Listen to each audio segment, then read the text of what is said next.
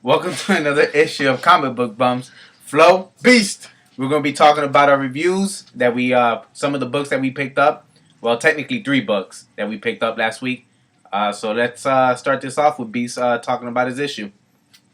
The Punisher, guys. Classic Punisher. Real badass. I love the Punisher, man. If you like action pack, Punisher is basically what you want to pick up, guys. The action is all there.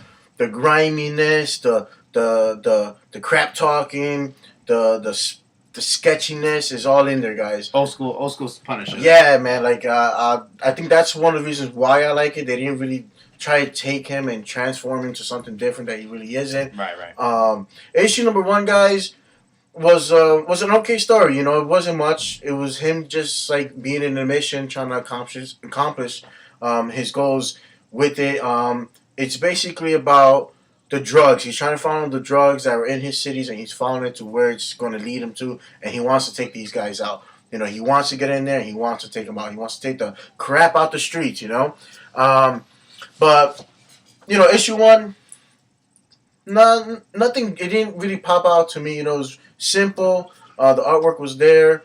The action was definitely there. I think that's why I kept it. You know, and I was like, let me give it an issue number 2.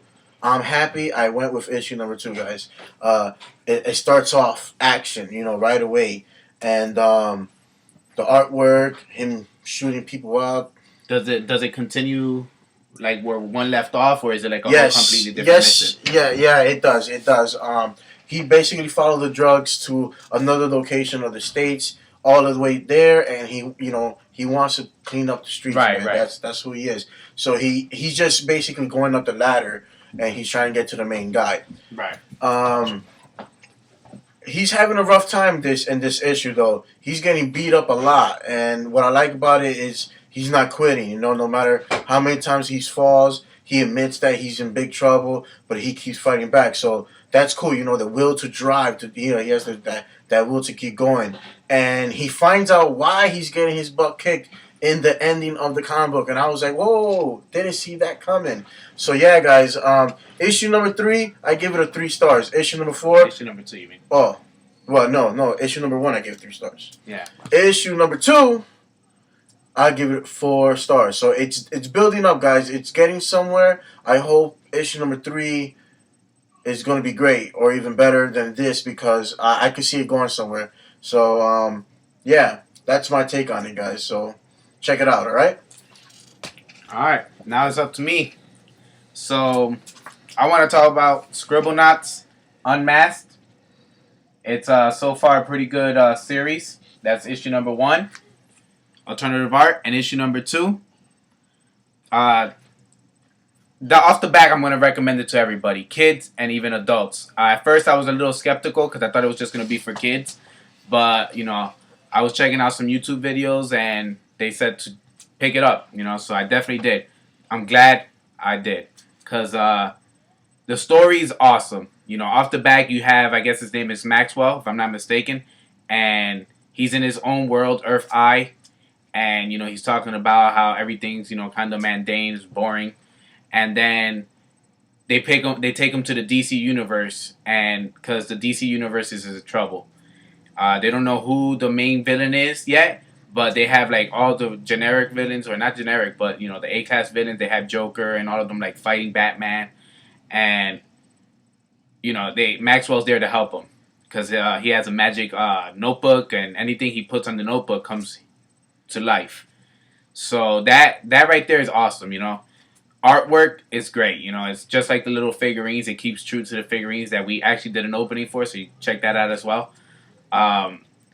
So for issue number 1, I give it a 4.5, maybe even a 5. It's that good of a read. Artwork, story driven, it's awesome. Then issue number 2 came out, and it's just as good. The artwork is consistent. This time they're in Metropolis trying to help Superman. Apparently everybody has betrayed Superman. Nobody loves Superman anymore. And Lex Luthor is like leading the campaign, of course. You see throughout the story that Superman uses the X-ray vision, and he actually realizes that they're being possessed. Everybody's possessed by some shadow demons or something like that. They don't really give you quite details. So Lex Luthor ends up helping.